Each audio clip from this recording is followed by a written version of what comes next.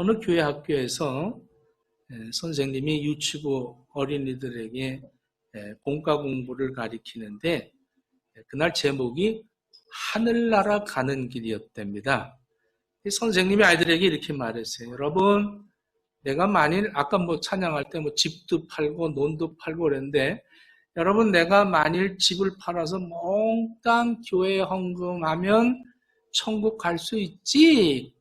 그렇죠? 그랬더니 아이들이 일제히 아니요 그러더랍니다. 야, 우리 아이들 참 믿음이 좋다.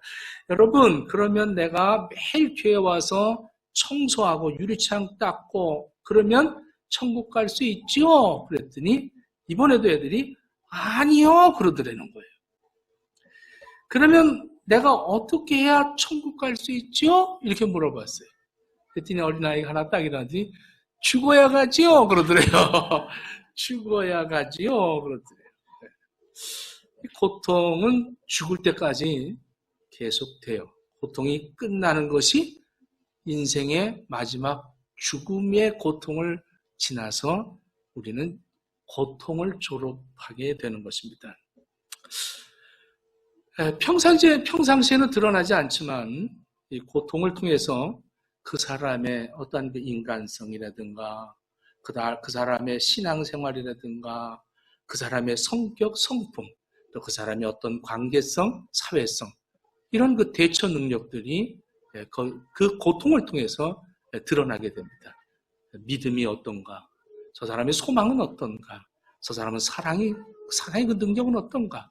이것이 그냥 평범할 때는 잘 모르죠. 다 은혜고 말할 때 보면 참 웃으면서 은혜 받고 이러지만 고통이 왔을 때 나한테 도무지 인간의 힘으로 감당할 수 없는 이런 고난이 나에게 주어졌을 때 나라는 존재가 어떻게 드러날 것인가? 이 고통을 어떻게 대처할 것인가? 이럴 때 내 자신이 썽두리째 드러나게 됩니다. 고통을 통해서 세상에서는 답이 없음을 우리가 느끼게 되죠. 자꾸 고통 겪을 때 내 대처 능력이 무슨 아내나 남편, 자녀들, 친구들 아니면 어떤 환경을 바꿔서 어떠한 내 취미 생활을 해서 그 고통을 잊어버린다고 해서 그 고통이 잊어질까요? 그것이 해결될까요? 안 되는 거예요. 그럴 때 그 사람의 인격이 드러납니다. 그 사람이 가장 힘들 때, 가장 고통스러웠을 때 그 사람은 정말 믿음 생활을 잘했을까? 저 사람의 소망이 무엇일까? 저 사람의 인간관계는 어떨까? 저 사람의 성격은 어떤가? 그것이 드러나게 돼 있죠. 성경에서는 우리가 다른 곳에서 위로받을 수 없음을 명확하게 우리에게 가르쳐주기 위해서 이렇게 고난을 당할 때 그 대처 능력은 인간에게 없다. 이렇게 아주 답을 정해놓고 있습니다. 인생에 많은 위기가 찾아오고 고통을 만나게 됩니다. 이런 일을 만날 때마다 우리가 인내심을 가지고 정신력을 가지고 그리고 우리의 힘으로 감당해 보려고 무척이나 무던히도 애를 쓰지만 억지로 참아낸다고 해서 그것을 참아낸다고 해서 내 마음이 치유되는 것인가? 상처가 없어지는 것인가? 괴로움이 물러나는 것인가? 그렇지 않다는 거예요. 내 상처, 내 고통, 내 아픔이 또 다른 사람을 찌르는 가시가 되어져서 내 주변 사람들까지 더 괴롭힘을 갖게 하는 이러한 현실을 우리는 살아가고 있지 않습니까? 저도 마찬가지예요. 내가 스트레스 받고 내가 고통스러울 때 가장 주변에 가시를 찔리는 사람이 나하고 같이 사는 사람이겠죠. 그러므로 고난을 만나 괴롭거나 마음에 상처가 남아있는 사람들은 오직 하나님을 만나야 하는 거예요. 하나님의 위로를 받아야 하는 겁니다. 교회를 통해서 회복이 되어집니다. 여러분, 교회라는 것이 예배만 드리는 것이 아니라 교회라는 에클레시아는 하나님의 부름을 받아 모인 이 지체들이 서로가 그 위로와 격려와 셈을 주면서 우리가 회복이 되어지는 거예요. 그냥 예배만 드린다고 하는 것이 아니죠. 사도 바울도 정말 혼자서 감당할 수 없는 벅찬 고난들을 너무 많이 받았어요. 능력의 사람이요, 기적의 사람이요, 한 시대를 변화시킨 위대한 지도자 이 바울. 그러나 이 바울에게는 극심한 고난을, 환난을 겪었던 것을 보게 됩니다. 그런데 바울이 그런 극심한 고난을 겪고 이렇게 얘기합니다. 고난이 우리에게 주는 유익이 있다는 것이죠. 우리가 온갖 환난을 당할 때에 하나님께서는 우리를 위로해 주십니다. 근데 그 하나님의 위로를 우리는 받지 못하고 살려고 우리는 세상 것들을, 나의 관계성을, 내 인간성을 통해서 회복해 보려고 무던히 애를 쓴다는 것은 무척이나도 어리석다고 말하고 있습니다. 하나님께서는 성도를 위로할 때 직접 찾아와 주셔서 위로하는 그런 방법보다는 거기에 버금가는 환난을 경험한 사람을 통해서 우리를 위로하시기를 하나님은 원하고 계시다고 성경은 말하고 있습니다.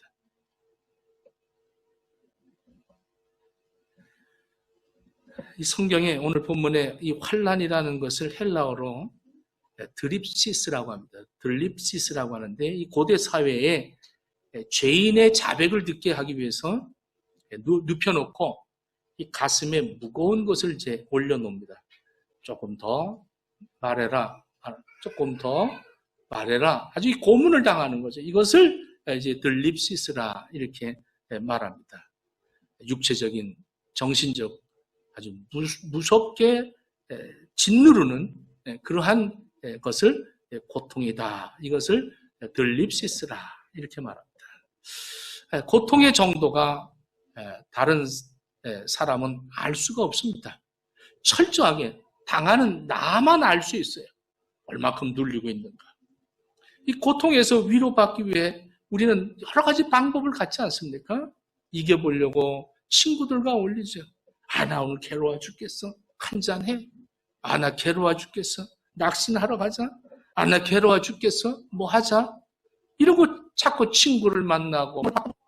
예수께서 겟세마네 동산에 그 십자가를 앞에 놓고 그 고통을 앞에 놓고 기도하러 올라가실 때 혼자 가시지 않고 제자들과 함께 그 고통을 위한 기도를 하러 올라가십니다. 피곤해 지친 자들은 잠을 자고 있죠.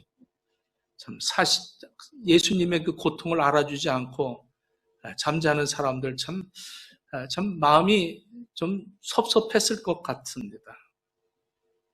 베드로도 마찬가지 아니에요. 부활하신 예수님이 부활하셨지만 이 베드로는 뭐 주님 앞에 나서기도 뭐하고 3번이나 예수님을 부인하고 지금 물고기 잡으러 가겠다는 거예요. 친구들을 데려갖고 선동해서 얼마나 이 베드로도 주님을 사랑하는 그 베드로가 얼마나 시리에 찼겠어요. 그 고통은 이루 말할 수 없을 거예요. 영적으로, 정신적으로 그 마음이 예수님을 배반했는데 예수님이 부활하셨단 말이죠. 안 부활하셨으면 좀 덜 미안할 텐데 부활하셨단 말이에요. 살아계시단 말이에요. 예수님이 안 계시면 내가 덜 고통스러울 텐데 예수님이 계시단 말이에요. 그리고 찾아와 주셨네요. 그리고 평안하라고 합니다. 그러니 얼마나 이 대하기가 힘들겠어요. 그러니까 차라리 이럴 바에는 내 물고기 잡으러 가자 하고 물고기 잡으러 환경을 바꿔버리는 거예요. 친구들과 어울리는 거예요. 열심히 물고기 잡는데 한 마리는 낚지 못합니다. 그러면 더 힘들죠. 내 힘으로, 내 노력으로 나를 어떻게 좀 제어해 보려고 가진 노력을 하고 애를 써도 애쓸수록 더 눌리는 거예요. 자꾸 내 가슴에 자꾸 눌러지는 거예요. 자꾸 점점 눌러지는 거예요. 이것이 고통이라는 겁니다. 예수님도 겟세마네 동산에서 그 십자가의 고통을 이기기 위해서 기도하시죠. 요한복음 16장 32절에 보라 너희가 다 각각 제 곳으로 흩어지고 나를 혼자 둘 때가 오나니 벌써 왔도다. 이제 혼자 있다는 거죠. 혼자. 보라 너희가 다 각각 제 곳으로 흩어가고 나를 혼자 둘 때가 벌써 됐다. 얼마나 고독한 순간이겠습니까? 제자들은 다 떠난다는 거예요. 이 고백이 끝나자마자 제자들은 떠나죠. 근데 예수님이 그러나 내가 혼자 있는 것이 아니라 아버지께서 나와 함께 계시니라 이렇게 예수 그리스도는 이 고통을 이기는 그 이기심이 하나님이 나와 함께합니다. 이렇게 말합니다. 겟세마네에서 기도하십니다. 아버지, 할만하시면 이 잔을 내게서 옮겨주시옵소서. 그러나 나의 원대로 마옵시고 아버지의 원대로 하옵소서. 이렇게 기도하시고 제자들에게 왔습니다. 근데 제자들이 또 자고 있어요. 너희는 한시라도 나와 깨어있어 기도할 수 없더냐. 두 번째 가서 또 예수님 기도하십니다. 아버지, 할만하시면 이 잔을 지나가게 해주옵소서. 얼마나 고통을 앞에 놓고 지금 예수님 기도하시는 거죠. 고통이 기다리는 거예요. 그 고통을 이기기 위해서 기도하시는 거예요. 그리고 와서 또 보니까 제자들 아까 깨웠는데도 기도하지 않고 또 자고 있는 거예요. 얼마나 피곤했으면. 마음은 어리로되 육신이 약하지 않습니까? 우리들도 뭐 기도해보겠다고 애를 쓰는데 마음은 어린데 육신이 약해서 못할 때가 얼마나 많습니까? 집에서 이제는 줌으로도 새벽 기도를 할 수 있는데도 못하지 않습니까? 아마 좀 옥타브가 높아졌을 것 같아. 또 자냐? 이러면서 예수님께서 아직도 자냐? 내가 지금 고통을 앞에 놓고 있는데 너희들은 잠자냐? 참 섭섭할 것 같아요.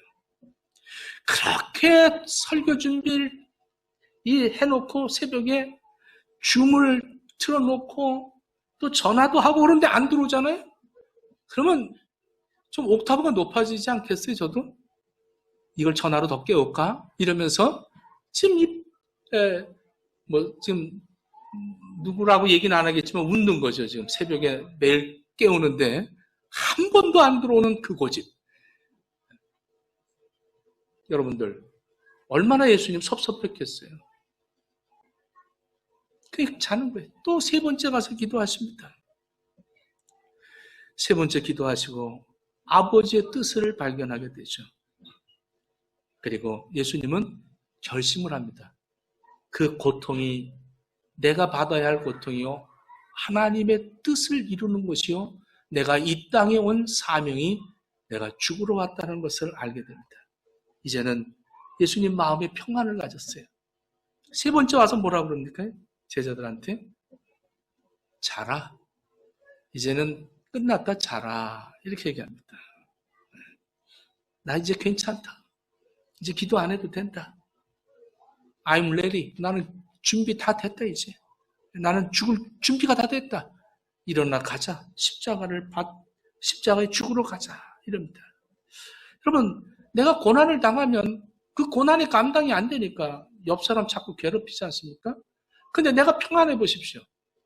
그러면 옆 사람 괴롭지 않습니다. 헨리 나우엔이라는 사람의 책에 상처 입은 치유자라는 책이 있습니다. 참 예수님은 상처 입은 치유자이시다를 말씀하는데 예수님이 받은 고난과 고난받은 사람을 치유하는 그런 책입니다. 예수님은 진정 상처 입은 치유자이시다 이렇게 말씀합니다. 인간의 고통, 죄악 이런 것들로 인해서 고통을 아시는 분은 예수님이시라는 거죠. 우리의 마음 안에 우리 마음을 읽으시는 분은 예수님이라는 겁니다. 예수님은 이사야의 예언을 그 속에 자기가 그 고통을 당해야 한다는 것을 그 성경 안에서 알았다는 거예요. 그것을 발견했다는 거예요. 여러분들 성경 속에서 내가 어떻게 살아야 할 것을 발견할 때 우리는 그때부터 평안이 있는 거예요. 할렐루야. 난 이렇게 살아야 된다는 이렇게 답이 나왔어요. 그때부터 평안이 있는 겁니다. 상처 입은 사람은 많아도 치유자가 없는 오늘 현실 속에서 절실히 필요한 사람이 뭡니까? 바로 상처 입은 치유자입니다. 상처를 받아야 상처를 치유할 수가 있다는 거예요. 우리 예수님은 우리를 참된 위로자가 되시기 위해서 우리가 이 세상을 살아가면서 당해야 할 모든 고난과 환난과 모든 고통을 다 겪으셨어요. 나를 위로하시기 위해서. 나를 위로하시기 위해서 그렇게 다 겪으셨단 말이에요. 고통당한 고통의 위로자가 되셨다는 거예요. 그리고 고통당하는 우리를 능히 위로하시죠. 슬퍼서 울고 있습니다. 예수님 말씀할 때 얘야, 나는 너보다 더 많이 울었단다. 땅에 있을 때 심한 눈물을 흘려서 통곡을 하면서 그리고 울었단다. 하나님, 난 너무 아파요 라고 말하면 우리 예수님, 나는 채찍에 맞아서 등허리가 다 찢어졌단다. 십자가에 못 박혔단다. 너무 심한 고통을 난 당했단다. 난 너무너무 가난해요. 얘야, 난 방 한 칸도 없었어. 머리 둘 곳도 없었단다. 난 너무 배가 너무너무 고파요. 얘야, 나는 40일을 금식했단다. 난 너무 억울합니다. 아무 잘못도 없는데 난 너무 억울합니다. 얘야, 나는 죄 없이 너희 죄를 지고 말 한마디도 하지 않았단다. 난 너무 부끄러워요. 그럼 우리 주님 말합니다. 나는 벌거벗어 십자가에 매달려 수치와 조롱거리가 되었단다. 난 사람들에게 버림을 받았어요. 그렇게 사랑하는 그 사람한테 버림을 받았어요. 얘야, 나는 제자들에게 다 배신을 당했다. 심지어는 하나님도 나를 버리셨단다.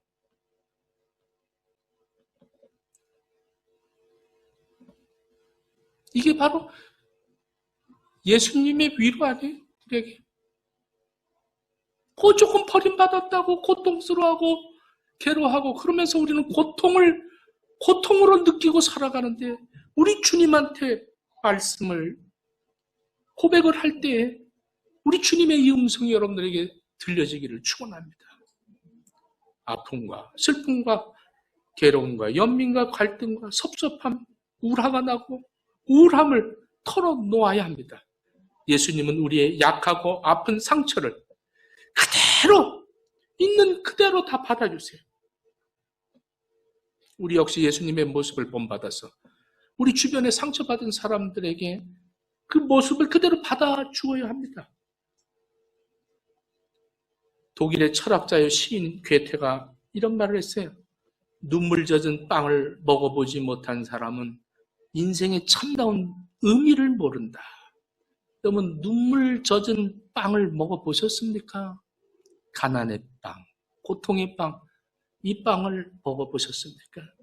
괴테가 말하고 있는 눈물 젖은 빵이 뭡니까? 바로 예수 그리스도예요.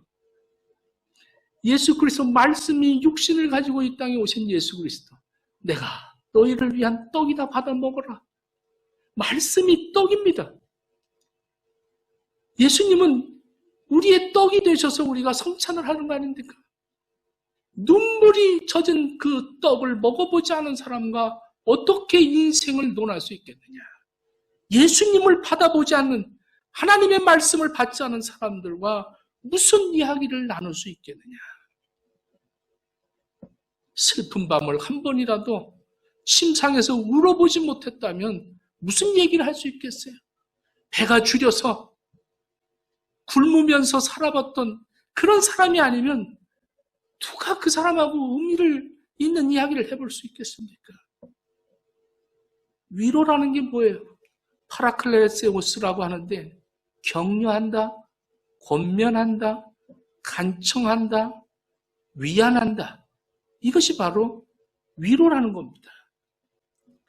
하나님은 모든 위로의 하나님이시라고 우리에게 말씀합니다.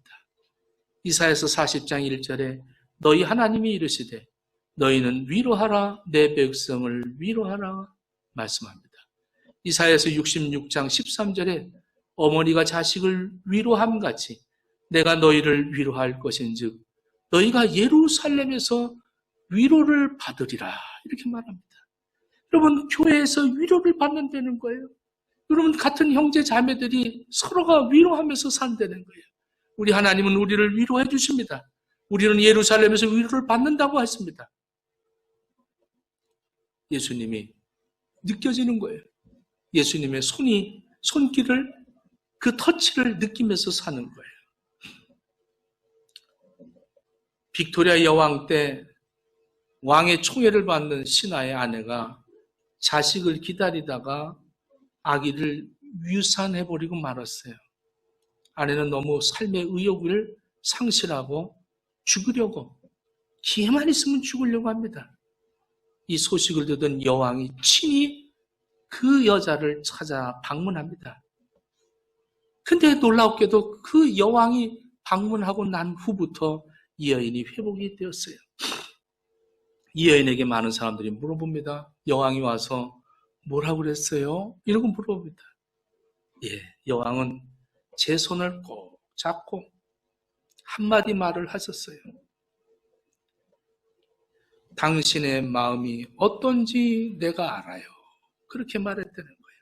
그 말을 듣는 순간에 그 여왕도 얼마 전에 나처럼 위산된 것을 기억했다고 해요.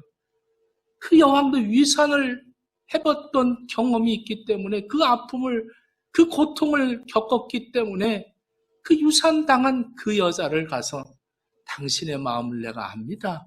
이 한마디로 그 여자는 모든 위로가 되었다는 거죠. 우리 사람들이 위로한다고 말은 하지만 위로하기는커녕 상처를 더 줄 때가 많잖아요. 큰 상처 주고 아프게 만들 때가 많아요. 참 잔인하게 대할 때도 많습니다. 지금 환난당하고 상처받고 있는 사람들, 신음하는 사람들을 위로한다면서 아주 제3자적인 그런 관점을 가지고 말할 때가 많아요. 어떻게 그렇게 살아서 그러냐? 왜 그렇게 살았냐? 아이고 답답, 그 사람하고 만나지 말라고 그랬지. 그거 먹지 말라고 그랬잖아. 이러면서 상처를 더 긁어놓는 그런 사람들 많이 있습니다. 옆 사람 봐보세요. 인생을 왜 그렇게 사는지 이해할 수가 없다는 거죠. 자기는 전혀 고통을 받아보지 못했기 때문에 이해를 못하는 거예요. 자기는 부하게 사는데 가난한 사람은 어떻게 할 수 있겠습니까? 아주 사람을 날카로운 칼로 상처를 더 깊게 입히죠. 문제를 제대로 보지 못하기 때문에 그렇습니다. 고통받는 사람을 진정으로 이해하지 못하기 때문에 그렇죠. 그래도 어떻게 항의할 수가 없어요. 문제를 해결하다가 더 깊은 상처를 받고 좌절을 하는데도 문제를 해결하라고 말을 꺼냈기 때문에 그래도 그 사람이 나를 위해서 얘기했는데 이러고 상처는 더 받으면서 아주 굉장히 엉클어진 마음으로 헤어질 때가 많죠. 고통당하는 그 내 교우들을, 그 고통스러운 일들을 그냥 묵묵히 들어주고 있는 아픔이 이루 말할 수 없어요. 회사 다니는 사람들이 직장에서 그 상관들한테 고통을 겪는데 참 괴로워하는데 내가 직장 생활을 해보지 못해서 어떤 고통인지 잘 몰라요. 그래서 너무 묵묵한 거죠. 어떻게 그 고통을 내가 이해할 수 있으며 어떻게 내가 그 고통을 해결해 줄 수 있을까? 정말로 나의 부족함을, 연약함을, 그런 것들을 맛봅니다. 예수님을 3번씩이나 모른다고 부인했던 그 베드로. 그 베드로에게 그 배신만, 그 베드로를 예수님 찾아가 주지 않습니까? 베드로는 언제든지 예수님 앞에 그 자기의 사랑을 표현했던 사람입니다. 절대 당신은 죽지 않습니다. 나는 끝까지 따라갑니다. 뭐 얼마나. 그럼 우리 예수님은 제가 마음은 원인데 육신이 약하구나 이러고 항상 이해를 하셨죠. 평소에 예수님께 잘하려고 했던 것은 분명하죠. 베드로가. 베드로는 큰 소리 칩니다. 그러나 베드로가 3번을 부인하고 닭소리에 나가서 통곡을 하고 예수님을 사랑했는데 예수님을 모른다고 했던 그 자기 자신의 그 고통과 자책과 괴로움, 이걸 가지고 그는 멀리 숨어버렸을 거예요. 난 왜 이럴까? 난 왜 이렇게 살아야 될까? 아주 심각한 우울증에 빠졌을 거예요. 우리가 생각하고 말하고 싶은 대로 하면서 살면 얼마나 좋겠습니까? 근데 말한 대로 안 되지 않습니까? 네. 사랑한다고 얘기했다가 또 뺨 때리고, 이 부부간에도 그렇지 않습니까? 막 싸우고 막 이러고 뭐 그만 끝나자 이제. 사인해. 뭘 사인하라는지 모르겠지만 사인하라는 거예요. 뭘 사인하는지. 뭘 얼마나 많이 가졌길래 사인을 해서 그거를 하여간 싸움이 나죠. 그러다가도 또 사랑해. 이러면 다 녹아버려요. 참 신기한단 말이에요. 자기 나 사랑해? 이러면 사랑하지. 이러면 그러면 싸움 그렇게 난리 부렸던 게 그냥 갑자기 잔잔해지는 거예요. 지금 예수님이 그런 것 같아. 베드로를 찾아가서 그냥 얼마나 좀 고통스럽겠어요.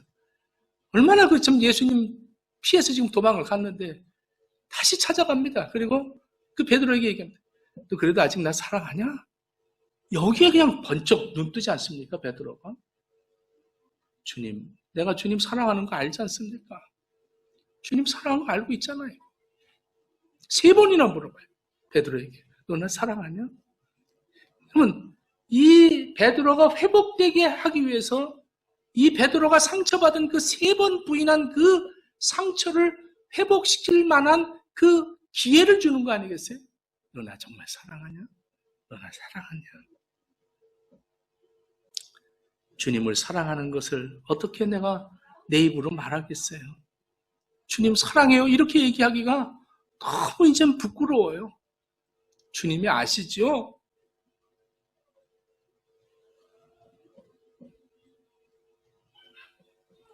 이게 바로 은혜 받은 베드로예요. 겸손해진 베드로입니다. 나 할 수 있어요. 나 자신 있어요. 시켜만 주세요.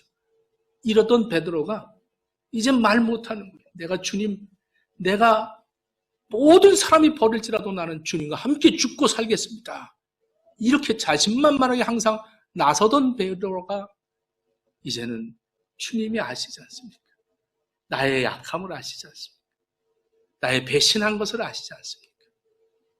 나는 다시 물고기 잡으러 왔던 사람인들 주님 아시지 않습니까? 주님, 내가 주님을 사랑하는 것은 주님이 아실 겁니다.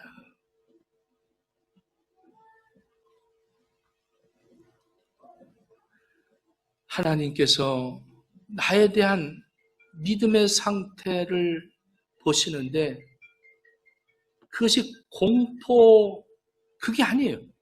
경외로움이죠. 두렵고 떨리는 마음으로 주님을 향해서 사랑한다는 겁니다.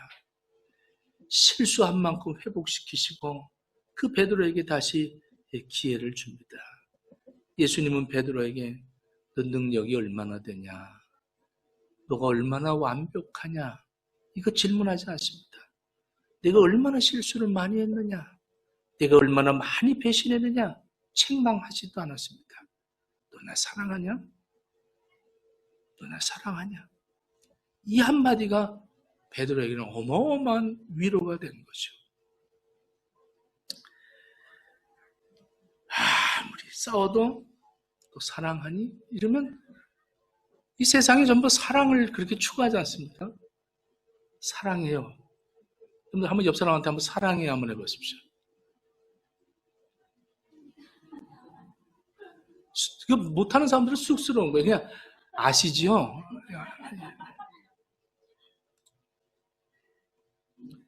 우리는 환난 가운데서 하나님을 통해서 위로를 받으면서 살아야 합니다. 하나님의 위로를 받지 못하면 위로 받을 데가 없다는 것을 우리는 고통을 통해서 알 수가 있는 거예요. 나에게 주어진 모든 고통을 통해서 내가 이 세상에 와서 당하는 모든 고통의 위로는 오직 하나님이구나. 이거를 알게 하신다는 거예요. 왜 고통은 계속 이어집니까? 왜 고통은 연속적으로 나에게 붙어섭니까? 이 고통을 통해서 하나님은 나와 가까이 하시기를 원하시는 거예요. 그 하나님의 그 위로를 받을 때 이 감격은 이루 말할 수가 없어요. 하나님이 난 너를 사랑한다. 난 너를 사랑한다. 너의 모든 고통은 내가 다 당했단다. 내가 알지. 내가 왜 모르겠니? 내가 당했잖아. 내가 그렇게 아팠잖아. 내가 울었잖아. 내가 줄이고 목마르고 나는 헐벗었고 나는 방도 없어. 여우는 굴이 있고 공중에 나는 새는 보금자리가 있지만 나는 머리 둘 데가 없었던 나야. 내가 네 사정 모르겠니? 너가 지금 집이 없어서 이사 다니는 거, 집 찾으러 다니는 거 내가 알지. 우리 형편과 처지를 다 겪으신 예수님 아니시겠어요? 그리고 우리를 위로하시는 거예요. 안다. 내가 안다. 내가 너와 함께 안다. 그러면 이 고통을 알아주시는 예수 그리스도, 그의 위로를 우리가 받아야 되지 않겠어요? 이 위로를 받지 못하면 여러분은 계속 고통 속에서 머무를 수밖에 없습니다. 이 위로가 여러분들에게 있어져야 되는 거예요. 그래야 회복이 생기는 겁니다. 아내에게 위로받아요? 어린아이 같은 인생을 사는 사람들은 늘 사람을 의지하게 됩니다. 나 좀 알아주세요. 나 좀 알아주세요. 알아줄 사람 없어요. 여러분 고통을 어떻게 알아주겠어요? 여러분들의 생각과 여러분들의 마음에 깊은 상처들을 누가 알아줍니까? 그런데 예수님이 알아주신다는 거예요. 우주 만물을 창조하신 그 하나님 아버지가 나를 알아주신다는 거예요. 왜 하나님 나한테 고통을 주십니까? 하나님과 나와의 관계가 회복되어지는 거예요. 하나님은 나의 위로자이심을 고백하기를 축원합니다. 또 왜 나에게 이런 고통을, 좀 신앙생활하고 내가 믿음생활 잘하고 기도생활 하는데 왜 나에게 이 고통이 멈추지 않습니까? 너무 힘든데 왜 이러십니까? 이제 그만 좀 하십시오, 하나님. 이러고 정말 하나님 앞에 좀 원망도 해보고 싶을 때가 많겠죠. 그런데 여러분, 그 고통이 나한테 꼭 필요한 거라는 거예요. 우리는 예수님처럼 살아야 되지 않겠어요? 내가 받은 고통만큼 남을 위로할 수가 있는 거예요. 이런 고통을 나한테 주시니, 이 고통이, 이런 고통 당할 사람에게 내가 위로를 하게 하기 위한 사명을 주시는구나. 이걸 깨닫는 거예요. 그래서 우리는 고통 당할 때 그 고통이 고통스럽지가 않고, 연단을 받는구나. 이걸 깨닫게 되는 거예요. 이게 연단이구나. 할렐루야. 어떻게 또 나 같은 사람을 위로하려고 나한테 이런 고통을 주실까? 그런 많은 어려움을 겪었던 사람들은요, 정말 대화를 나누면 거기에 굉장한 의미들이 많이 있어요. 그렇지 않아요? 그냥 잘 먹고 잘 살고 좋은 아파트에 살고 편안하게 사는 사람들이 무슨 고통을 알겠어요? 그런 사람들은 고통이 좀 아프면 그 고통스러운 거예요. 네. 조금 누가 좀 욕하면 고통스럽고 자기를 알아주지 않으면 그게 고통인 줄 알아요. 여러분, 그걸 고통이라고 생각하면 그건 아직 고통을 받아보지 못했기 때문에 그렇고, 위로를 받아보지 못했기 때문에 그렇고, 하나님을 아직 만나지 못했기 때문에 그러는 거예요. 하나님은 위로자이십니다. 하나님의 위로를 받은 사람들은 내가 이 고통을 통해서 위로를 받는 이 위로를 내가 나와 동일한 고통을 당하는 자들을 위해서 위로자로 쓰시기 위해서 나에게 고통을 주셨구나. 이것을 알게 된다는 거죠. 하나님은 단지 우리를 위로하시기 위해 우리를 위로하시는 것이 아니라 우리로 하여금 위로자가 되게 하시기 위해서 위로하고 계시다는 사실을 깨닫기를 바랍니다.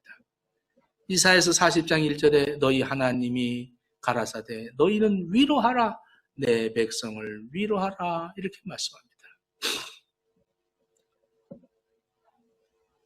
테레사 수녀가 이런 말을 했어요. 가장 큰 질병은 결핵이나 문둥병이 아닙니다. 아무도 돌아보지 않고 아무도 위로하지 않고 아무도 사랑하지 않고 아무도 필요로 하지 않는 것, 그것이 가장 무서운 병입니다. 세상에는 빵이 없어서 죽어가는 사람들도 많지만 작은 사랑이 없어서 죽어가는 사람이 더 많습니다. 이렇게 얘기해요. 작은 일에도 화내고 짜증내고 많은 사람들이 지쳐있지 않습니까? 우리는 힘들 때마다 내가 이렇게 힘들면 저 사람도 힘들겠구나 이렇게 생각해야 됩니다. 내가 힘든 점만 생각하며 상대방을 위로해야 되는 거예요. 내가 힘든 것을, 이 짐을 생각할 때 저 사람도 힘들겠구나. 그럴 때 위로의 놀라운 능력이 나타나고 역사가 나타나는 겁니다. 먼저 상대가 힘을 얻게 되는 것이고 내 아픔도 씻겨지는 것이죠. 내 마음에 힘을 얻게 되는 거예요. 저 사람도 힘들겠구나. 나부터 위로받고 싶으면 그러면 힘이 빠지는 거예요. 내가 먼저 고통을 당해보면 그때부터 그 사람을 위로할 수가 있는 겁니다.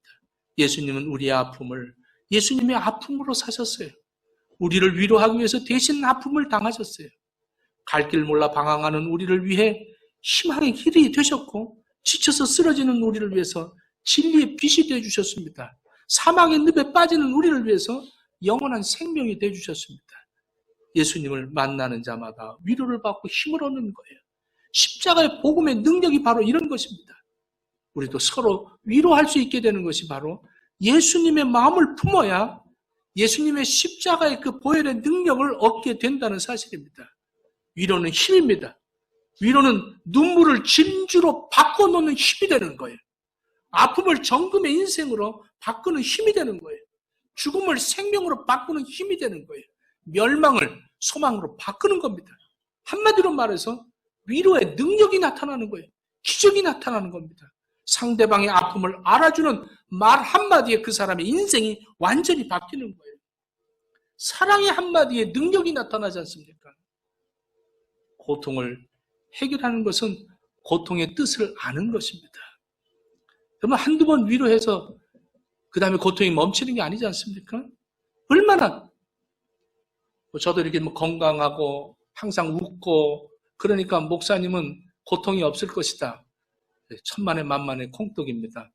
저도 고통이 많이 있죠. 근데 그 고통을 어떻게 대처하느냐? 앞으로도 고통은 계속 있을 거예요. 근데 이걸 통해서 내가 이렇게 당하는 사람들에게 위로자가 되게 하시는구나. 이게 답입니다. 고통을 대할 때 우리가 이 고통을 왜 주셨습니까? 라고 원망하는 것이 아니라 이 고통의 뜻이 이거구나. 나의 고통을 위로하시기 위해서 예수님이 고통을 당하셨구나. 이 고통을 나에게 주시는 것이 나를 통해서 누군가를 위로하라고 위로자가 되라고 나에게 사명을 주시는 거구나. 이것을 깨달을 때 우리는 고통을 당할 자세가 되어진다는 거예요.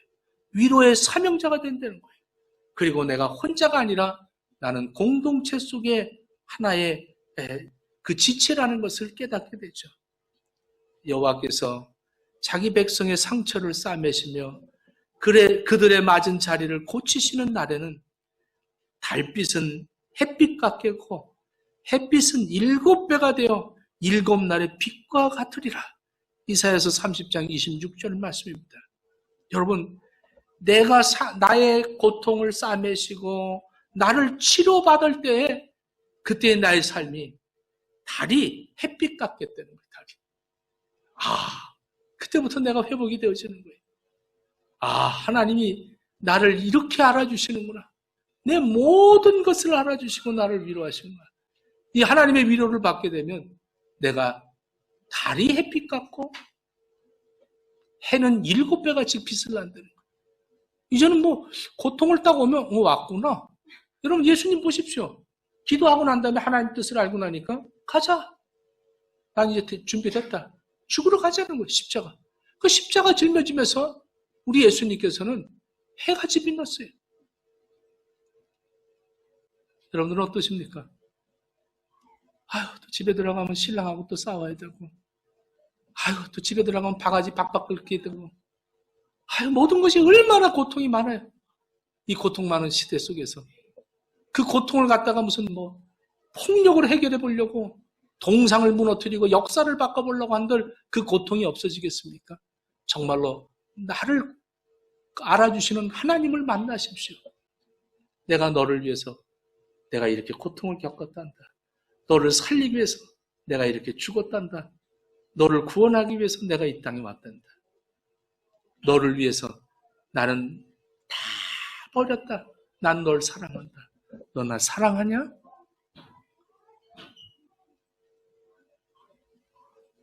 여러분들 큰 위로자가 되시기를 축원합니다.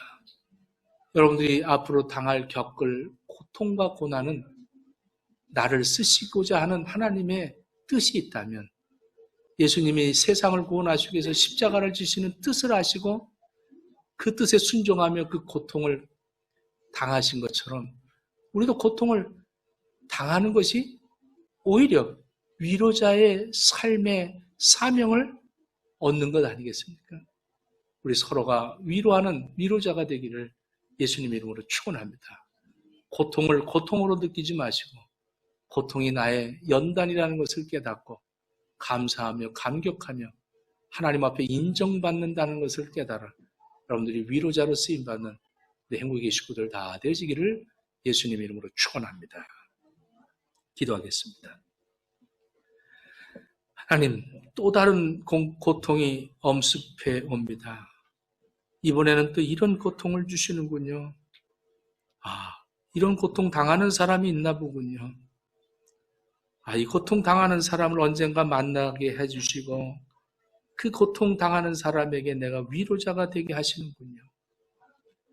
내 모든 고통을 아시고 위로하시는 예수님이 내 모든 형편과 처지를 알고 계시오니 내가 감사하고 감격하고 찬양하며 예수님 바라보며 승리하는 삶을 살겠습니다. 예수님 이름으로 기도드립니다. 아멘.